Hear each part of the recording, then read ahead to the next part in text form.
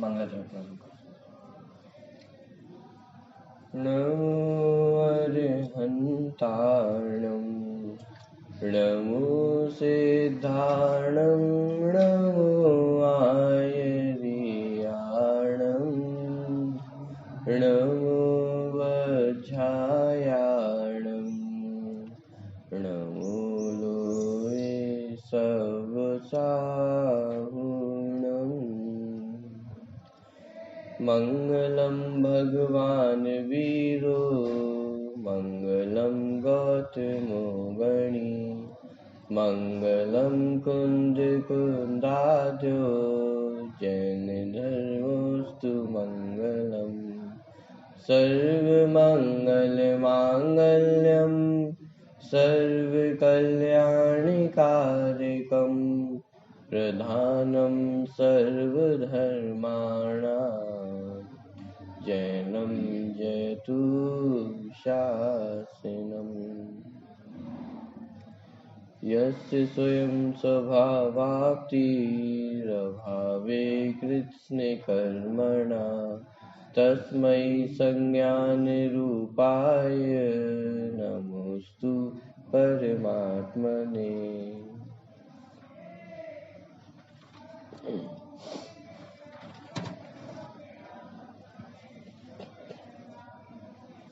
पूज्यपाद स्वामी विरचित स्तोपदेश ग्रंथ की चर्चा हमारी चल रही है।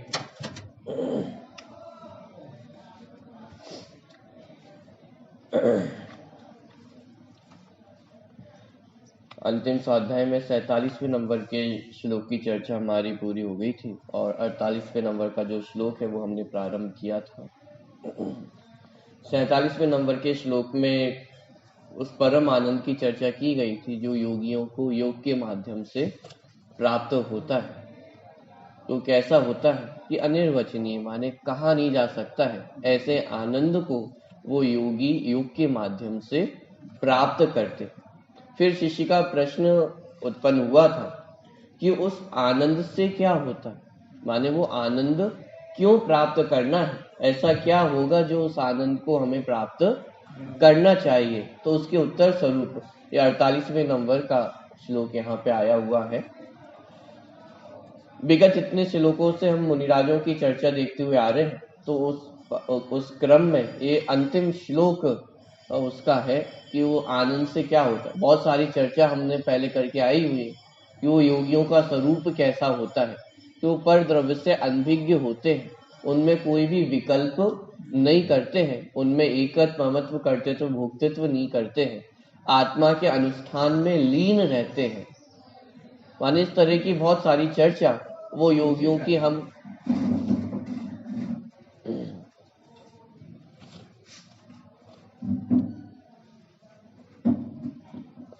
चलिए प्रश्न क्रमांक 111 है।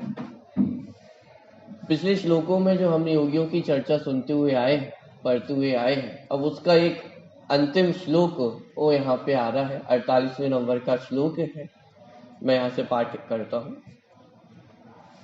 आनंदो निर्दहत्योद्धम कर्मेन्द्रनम नारतम नाचासौ खिद्यते योगी बहिर्दुखेष्व चेतना।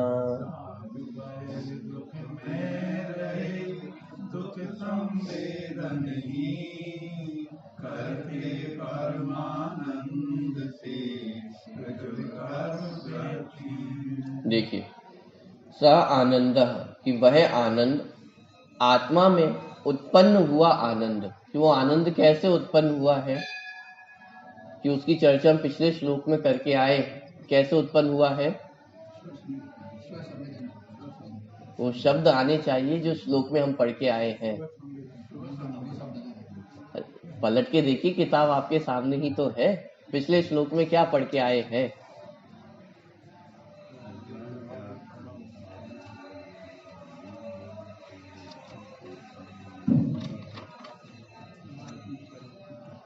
मूल श्लोक देखिए, आत्मानुष्ठान निष्ठस्य, कि आत्मा में लीन होने से, आत्मा के अनुष्ठान में अर्थात आत्मा के संवेदन में लीन होने से, आत्मानुष्ठान निष्ठस्य व्यवहार वही स्थित, कि जैसे आत्मा के स्वरूप में स्थित हुए तो समस्त व्यवहार के विकल्प टूट जाते हैं, छूट जाते हैं, और ऐसी स्थिति होने से जायते परमानंद, कि परम आनंद की प्राप्ति होती है, कि कश्चित योगेन योगिना, किसको होती है? योगियों को होती है। तो कैसे उस आनंद की प्राप्ति हुई है? कि आत्म स्वरूप में लीन होने से हुई, बाहर के विकल्पों में उलझने से नहीं हुई। समस्त व्यवहार के विकल्प भी वहां पे छूट गए हैं।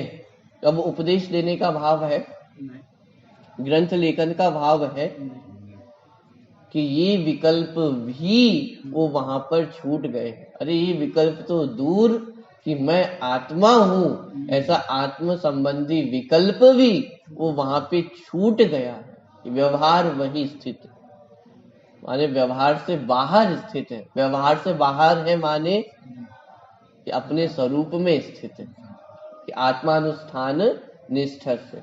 तो आत्मानुष्ठान में लीन होने से कि वह आनंद आत्मा में उत्पन्न हुआ आनंद, कि ऐसा आनंद वो आत्मा में उत्पन्न होता है। तो उस आनंद से क्या होता है? वह आनंद प्रचुर कर्म ईंधन को निरंतर जला देता। क्या करता है वह आनंद? कि अनादिकाल से जो कर्मों का बंधन साथ में चला आ रहा है, उस कर्म बंधन को, उस कर्म ईंधन को जला देता। कौन? कि वो आनंद, कि उस आनंद के माध्यम से जो अनादिकाल के कर्म बंधन वो जलते हैं, अर्थात निर्जरा को प्राप्त होते। और वह योगी बाहर के दुखों में अचेतन रहने से खेद नहीं पाता। कि वो आनंद की अवस्था में क्या होता है कि वह योगी बाहर के दुखों से खेद खिन्न नहीं होता है। कैसे नहीं होता है? क्योंकि वह बाहर के दुखों में अचेतन हो जाता है। मूल श्लोक देखिए, नाच असौ खिद्यते योगी बहिर्दुखेषु अचेतन। बहिर्दुखेषु अर्थात बाहर के जो दुख है उनमें अचेतन, कि अचेतन हो जाता, अचेतन हो जाता है। अर्थात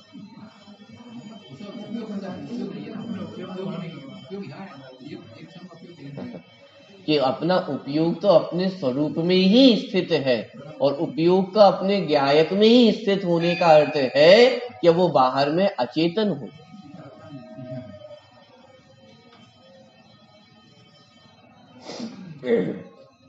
कि वह आनंद प्रचुर कर्म ईंधन को निरंतर जला देता है, और वह योगी बाहर के दुखों में अचेतन रहने से, बाहर के दुखों से अनजान होने से खेद नहीं पाता।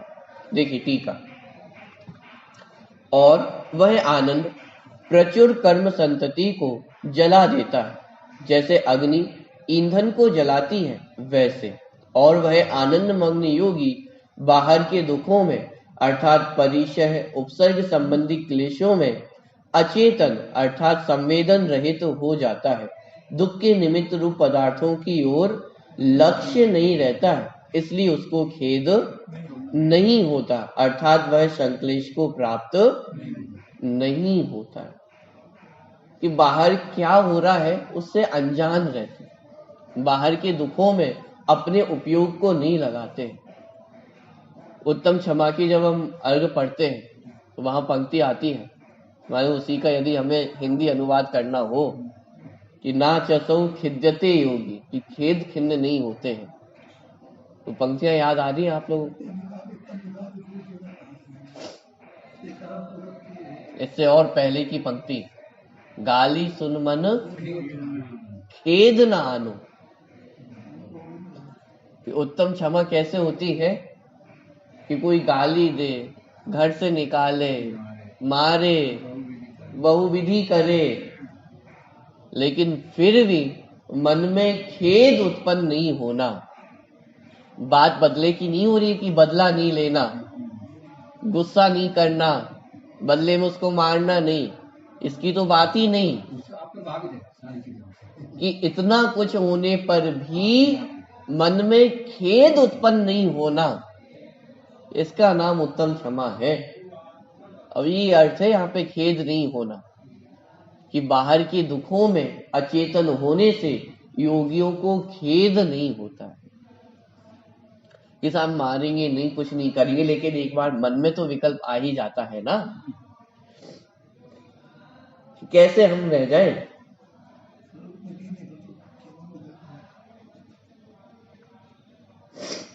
कि वो द्वेष तो उत्पन्न होता ही है ना मन में, तो वो द्वेष का भाव भी वो मन में उत्पन्न नहीं होना, क्योंकि यदि वो द्वेष का भाव उत्पन्न हो गया तो वो परम आनंद कैसे रहेगा।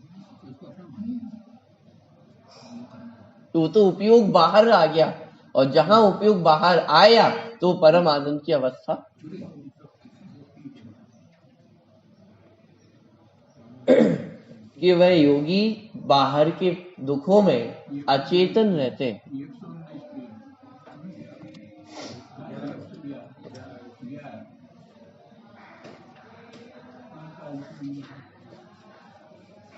प्रश्न क्रमांक 111, श्लोक क्रमांक 48, टीका की चर्चा की चल रही।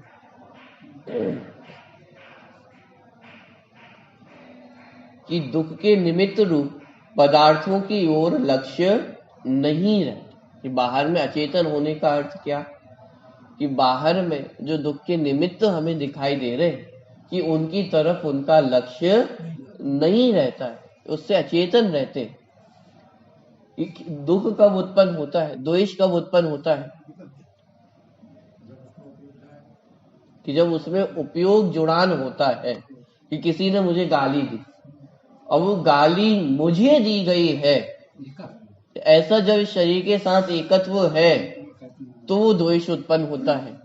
अरे ये गाली तो मुझे दी, ये बुरा किया जाए कुछ, माने दुख के निमित्त बाहर में प्रस्तुत किए जाए कि बुरा तो किसके साथ किया गया है, कि मेरे साथ बुरा किया गया, तो दुख कहाँ उत्पन्न हुआ। गाली देने से दुख उत्पन्न हुआ है या शरीर को अपना माना है तो वो दुख उत्पन्न हुआ है। वो दुख का कारण क्या है।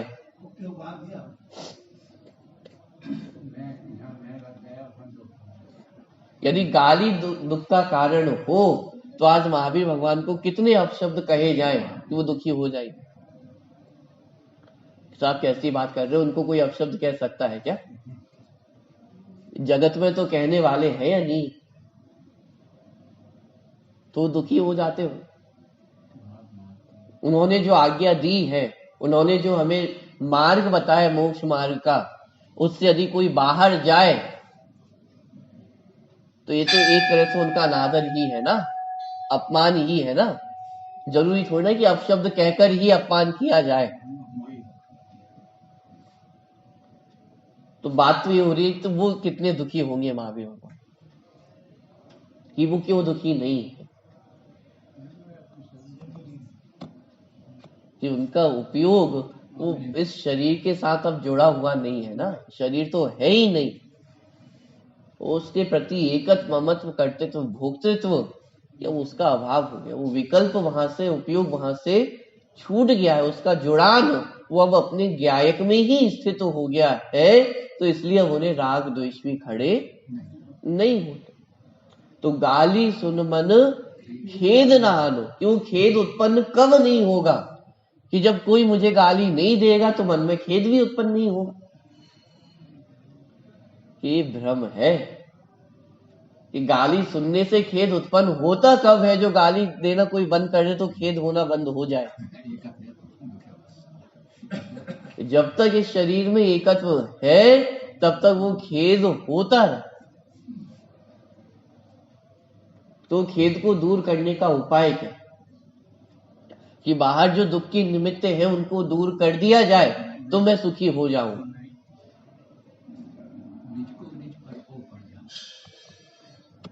ये भ्रम है कि बाहर निमित्तों को यदि दूर कर दिया जाए, बाहर निमित्तों में कुछ सुधार कर दिया जाए तो मैं सुखी हो जाऊंगा।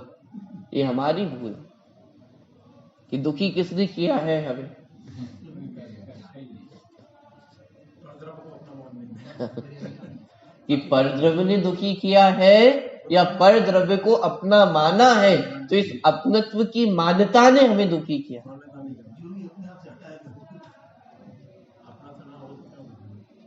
कि दुखी करने वाला बाहर में कोई भी समर्थ नहीं,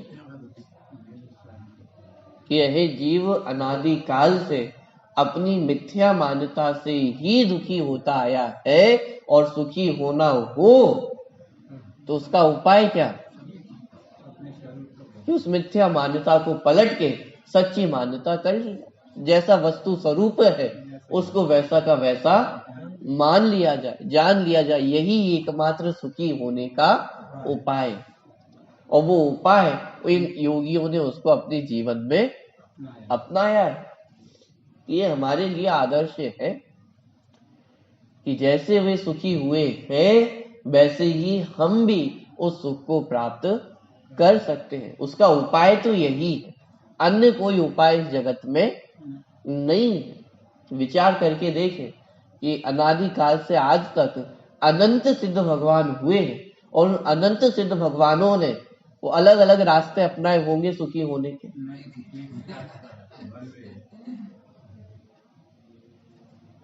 जब आदिनाथ भगवान के समय में कुछ और तरीका होता होगा, और काल आगे आगे आते हुए जब तक 24वें तीर्थंकर का नंबर आया तब तक कुछ और रास्ते भी खुल गए होंगे। अरे अनंत सिद्ध भगवान हो गए हैं, लेकिन उन अनंत सिद्ध भगवान ने वो सिद्ध दशा कैसे प्राप्त की? तो एक वीतरागता का मार्ग ही, इसके अलावा अन्य कोई भी मार्ग नहीं है। अनंत जीव सुखी हुए हैं तो उस वीतरागता के मार्ग से ही सुखी हुए हैं, और भविष्य में भी अनंत जीव सुखी होंगे, सिद्ध दशा को प्राप्त होंगे, तो वो भी इसी मार्ग को अपनाकर।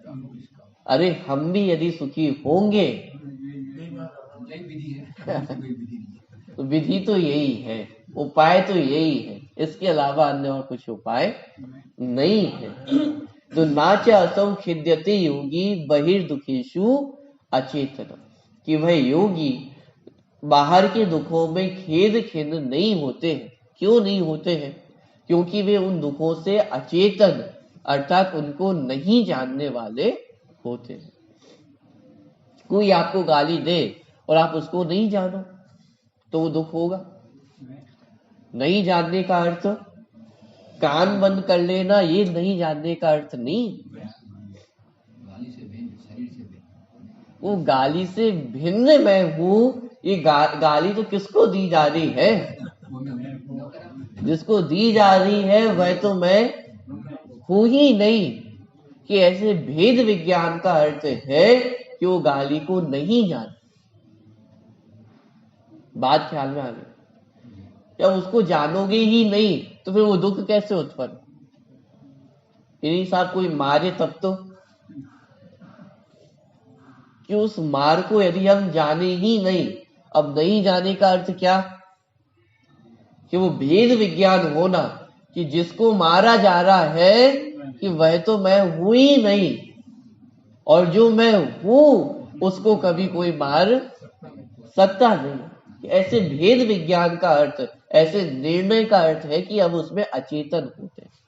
अचेतन होते का अर्थ ये नहीं कि ज्ञान दर्शन बंद हो जाता हो, एकदम पुद्गल जैसे हो जाते हो।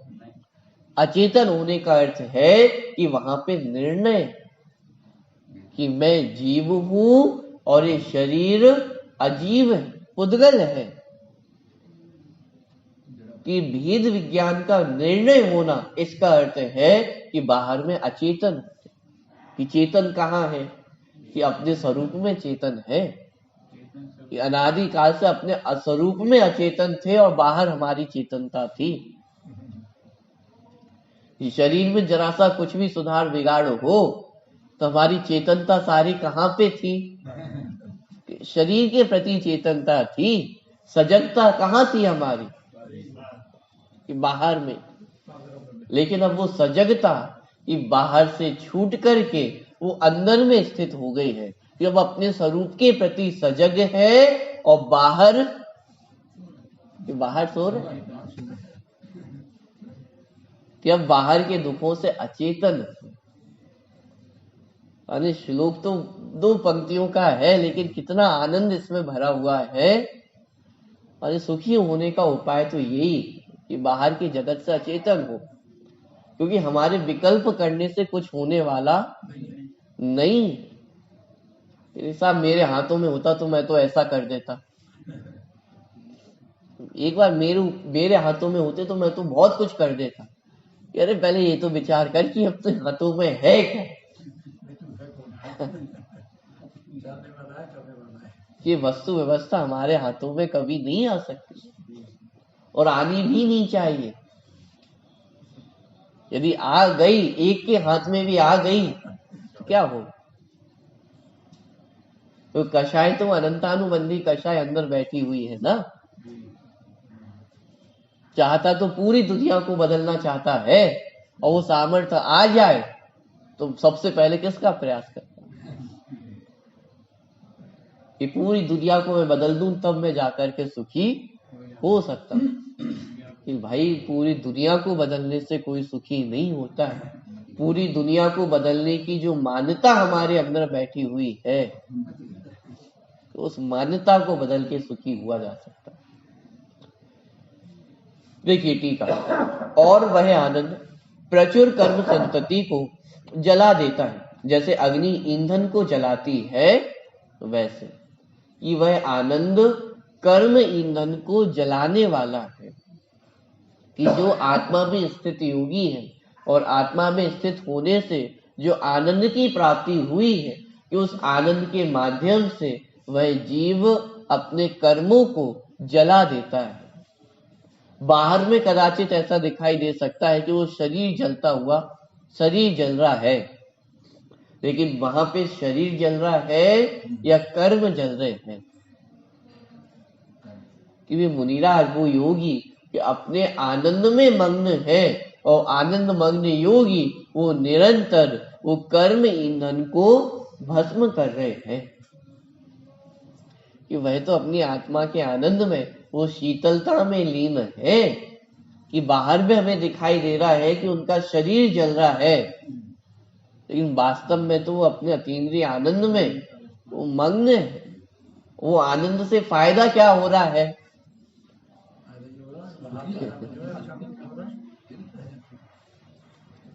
कि बाहर में वो कर्म ईंधन भस्म हो। कि वह आनंद प्रचुर कर्म संतति को जला देता है, जैसे अग्नि ईंधन को जलाती है वैसे। और वह आनंद मग्न योगी बाहर के दुखों में अर्थात परिचय उपसर्ग संबंधी क्लेशों में अचेतन अर्थात संवेदन रहित हो जाता है। दुख के निमित्त रूप पदार्थों की ओर लक्ष्य नहीं रहता। ये जो दुख के निमित्त रूप पदार्थ है, अब उनकी तरफ लक्ष्य नहीं है, इसलिए वे दुखी करने में भी समर्थ नहीं है। इससे ये बात सिद्ध होती है कि बाह्य निमित्त वो जीव को दुखी करने में समर्थ नहीं है। क्योंकि यदि बाह्य निमित्त वो जीव को दुखी करने में समर्थ हो, तो जिस समय वो लोहे के वस्त्र पहनाए गए, तो फिर उन्हें दुखी होना चाहिए था या नहीं होना चाहिए।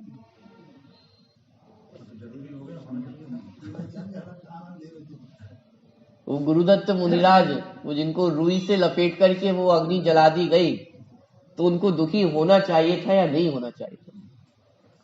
पर यहां तो उल्टा हुआ कि उन कर्मों को काट करके सिद्ध दशा की अवस्था को उन्होंने प्राप्त किया।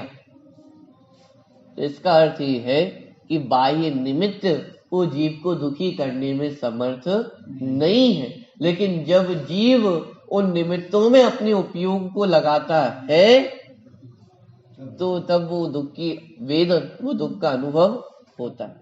लेकिन यदि बाहर में अचेतन हो जाए, कि बाहर के दुखों में अचेतन होने से वह योगी उन दुखों में खेद खिन्न नहीं होते। खेद खिन्न नहीं होते हैं तो अपने आत्मा में स्थित होते हैं, और आत्मा में स्थित होते हैं तो कर्म ईंधन को जलाते हैं। कि दुख के निमित्त रूप पदार्थों की ओर लक्ष्य नहीं रहता, इसीलिए उसको खेद नहीं होता, अर्थात वह संक्लेश को प्राप्त नहीं होता। देखिए भावा, जैसे अग्नि ईंधन को जला देती है, उसी तरह आत्मा में उत्पन्न हुआ परमानंद कर्म संतति को, कर्म के समूह को भस्म कर देता है। आनंद मग्न योगी परिचय उपसर्ग आदि के बाह्य दुखों में अचेतन रहने से, अर्थात उसको उन दुखों का अनुभव नहीं होने से खेद खिन्न नहीं होता। और ये बात कौन लिख रहे हैं? कि जिन्होंने उस परम आनंद का आस्वादन किया है, उस परम आनंद के रस को चखा है, कि वे उन बातों को यहाँ पे प्रस्तुत कर रहे हैं। कह रहे वो अतीन्द्रिय आनंद कैसा है, माने अपने अनुभव से ये बातें लिख रहे हैं कि वो आनंद यदि प्राप्त हो तो बाहर के दुखों में वह योगी अचेतन हो जाता है। वह बाहर के दुख वो जीव को दुखी करने में समर्थ नहीं है।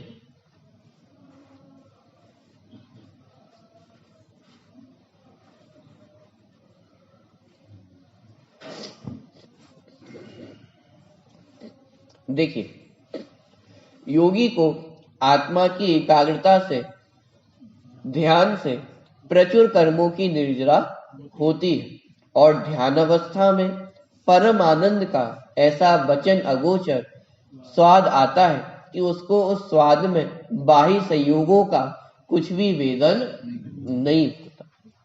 कि किसी को ये विकल्प हो कि बाहर के दुखों से कैसे दृष्टि हटाई जाए, बाहर के दुखों में अचेतन रहने की बात है ना, तो एक और फिर टेंशन खड़ी हो सकती है कि बाहर के दुखों से दृष्टि कैसे हटाई जाए।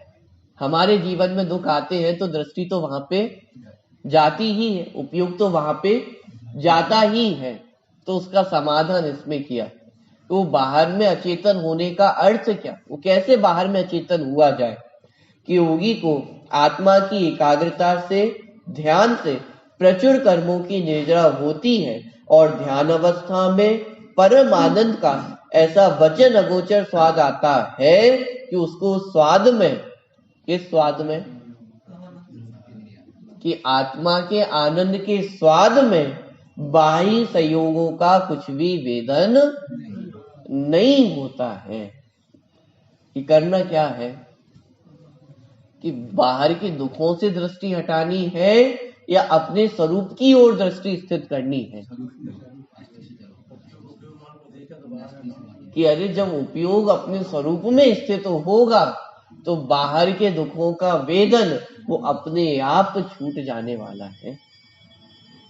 बाहर के दुखों से दृष्टि हटाने का प्रयास करेंगे तो दृष्टि तो हमारी बाहर में ही जाने वाली है ना। यदि मुझे इस दुख से छूटना है तो दृष्टि तो हमारी कहाँ गई? उस दुख की तरफ ही तो गई है। तो जब तक हमारी दृष्टि उस दुख की ओर भागती रहेगी तब तक हम उस दुख से दूर हो सकते हैं। तो दुख से दूर होने का उपाय क्या? कि जहां सुख है कि वहां दृष्टि जाए। साहब बहुत प्यास लग रही है, बहुत प्यास लग रही है, वो प्यास को दूर करने का उपाय क्या? कि प्यास की ओर दृष्टि जाएगी तब तक हम सुखी हो सकते हैं। कि साहब दुख तो है ना, आप बोल रहे हो प्यास से दृष्टि हटा दो। कि प्यास से दृष्टि कैसे हटा दे? प्यास तो लग रही है ना, वो भूख तो लग रही है ना, तो दृष्टि कैसे हटा दे? कि अरे वो पानी की ओर दृष्टि जाएगी तो प्यास की ओर से दृष्टि अपने आप हट जाएगी, वो हटाना नहीं पड़ेगी। भूख लग रही है तो भूख लग रही है तो क्या करें? कि अरे भोजन प्राप्त होगा तो भूख का वेदन, वो भूख की जो वेदना थी वो अपने आप दूर हो जाने वाली। ऐसे ही अनादि काल से यह जीव दुखी होता आया है, तो उस दुख को दूर करने का उपाय क्या? साहब मैं बहुत दुखी हूं, कोई मेरी बात नहीं मानता है, बहुत कष्ट है जीवन में।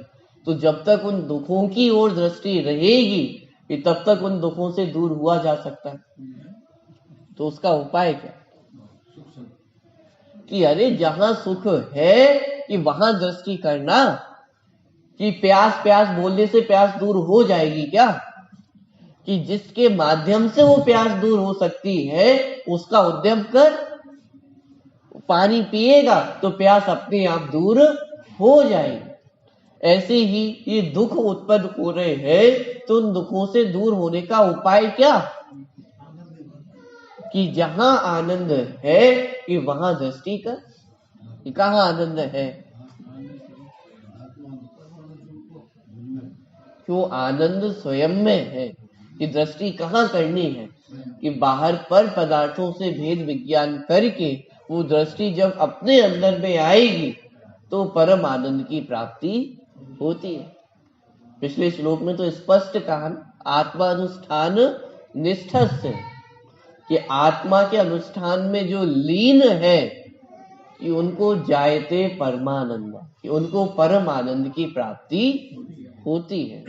अब ये बात तो आगे की है कि उनके कर्मों की दर्जा होती है, बाहर के दुखों से खेद खिन्न नहीं होते हैं। कब नहीं होते हैं?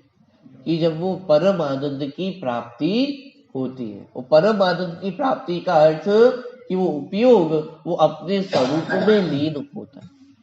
कि उपयोग अपने स्वरूप में लीन हुआ तो परम आनंद की प्राप्ति हुई। परम आनंद की प्राप्ति हुई तो क्या फायदा हुआ? कि बाहर में वो कर्मों की निर्जरा होती है और बाहर में जो दुख के निमित्त है उनके प्रति अचेतन हो जाते हैं, माने अब उनसे खेद खिन्न नहीं होते हैं। ये उस आनंद को प्राप्त करने का फायदा है। ठीक है। योगी को आत्मा की एकाग्रता से, ध्यान से प्रचुर कर्मों की निर्जरा होती है और ध्यान अवस्था में परम आनंद का ऐसा वचन अगोचर स्वाद आता है कि उसको उस स्वाद में बाह्य संयोगों का कुछ भी वेदन नहीं होता। तो इस प्रकार 48वें नंबर के श्लोक में उस आनंद से क्या फायदा है उसकी चर्चा यहाँ पर की गई। मुनिराजों के संबंध में जो विगत इतने श्लोकों से चर्चा चल रही थी उसका भी उपसंहार रूप श्लोक हम कह सकते हैं कि सार हमारा क्या निकला। इतनी चर्चा जो हमने की है कि उसका सार एकमात्र यही है कि उपयोग बाहर में स्थित करने योग्य नहीं है। जो उपयोग बाहर में उलझता हुआ आ रहा है उस उपयोग को अपने स्वरूप में स्थित करना है, क्योंकि जब वह उपयोग अपने स्वरूप में स्थित होता है तो परम आनंद की प्राप्ति होती है और उस परम आनंद के माध्यम से कर्मों की निर्जरा होती है और जीव जो बाहर में दुख के निमित्त है ये उनके तरफ दृष्टि नहीं जाती। तो इतनी चर्चा पढ़ने का सार क्या निकला?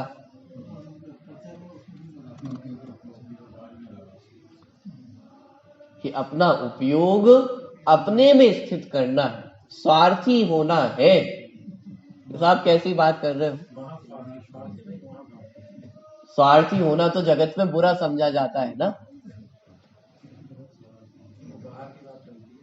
तो स्वार्थी होना बुरा है भी। कि जगत में स्वार्थी होना बुरा है।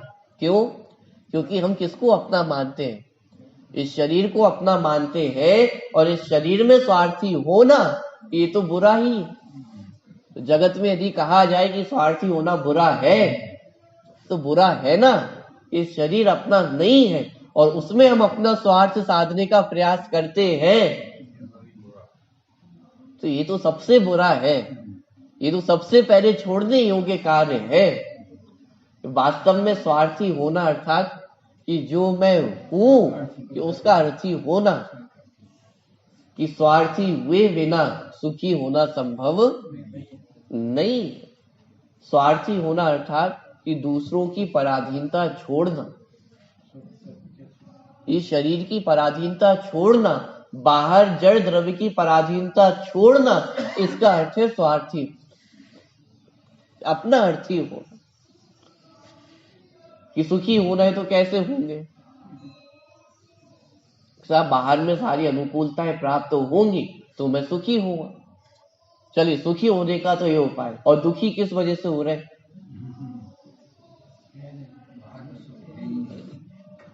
कि साहब बाहर में सारी प्रतिकूलताएं हैं इसलिए मैं दुखी होता हूं।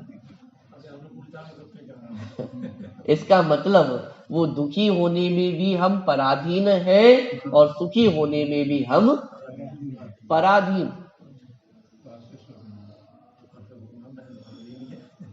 दोनों ही चीजों में तो हम पराधीन हैं, दुखी होने में भी और सुखी होने में। लेकिन वास्तव में विचार किया जाए तो हमारे सुख दुख का कारण वो यही है, बाहर कहीं भी नहीं है। अपनी मिथ्या मान्यता के कारण ही हम दुखी होते आए हैं। और ये बात ऐसी नहीं है कि ये तो शास्त्रों में लिखी हुई बात है, तब बाहर तो ऐसा नहीं होता है कि अरे ये मात्र शास्त्रों में लिखी हुई बात नहीं है, कि ये योगियों की अनुभूति से निकली हुई बातें हैं। इन्होंने अनुभव करके बातें बताई है कि दुख का कारण वो बाहर के निमित्त नहीं, वो दुख के कारण वो मोह राग द्वेष ही है। और इस बात का निर्णय किए बिना हम मोक्ष मार्ग में आगे नहीं बढ़ सकते। मोक्ष मार्ग में आगे बढ़ना अर्थात सुखी होना, कि वो सुखी यदि होना है तो इस बात का हमें निर्णय करना ही होगा कि दुखी करने वाला इस जगत में अन्य कोई भी नहीं। सब कहने को तो ये बातें ठीक है, लेकिन असल दुनिया में थोड़ी ना ऐसा हो। असल दुनिया में तो कोई हमें गाली भी देता है, कोई मारता भी है, कोई कष्ट देता है, कि उससे दुखी होते हैं ना कि अरे भाई उस समय भी दुख का कारण तो हमारे मोह राग द्वेष ही, कि जब तक ये मोह राग द्वेष है तब तक जीव दुखी, और यदि ये मोह राग द्वेष ना हो तो जीव दुखी ना हो। गाली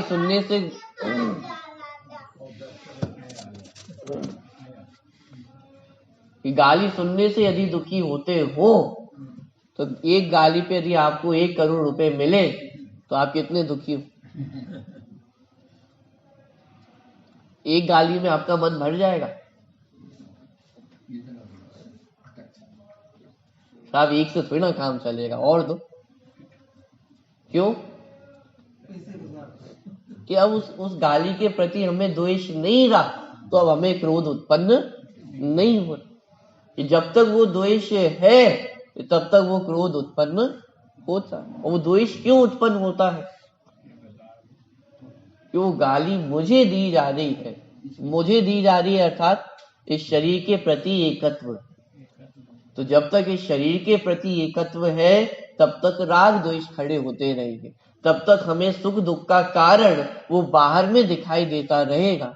तो सुखी होने का उपाय क्या है कि सबसे पहले शरीर के प्रति जो एकत्व है तो उसको तोड़ा जाए। जब इस शरीर के प्रति एकत्व टूटेगा तो बाहर में राग द्वेष खड़े नहीं होंगे, बाहर में जो अनुकूल प्रतिकूल परिस्थितियां हैं वो सुख दुख का कारण दिखाई नहीं देंगी। इसका अर्थ है कि योगी बाहर के दुखों में अचेतन हो जाते। बात ख्याल में आ रही? तो इस प्रकार जो योगियों के संबंध में चर्चा थी वो इस श्लोक के माध्यम से यहाँ पे पूरी हुई है। अब अंतिम 2 श्लोक यहाँ पे आने वाले हैं। माने समस्त चर्चाओं का जो सार है वो उन 2 श्लोकों में आने वाला है। कि इतनी चर्चा हमने की है कि आप तो अब मात्र इतना बता दो कि करना क्या है।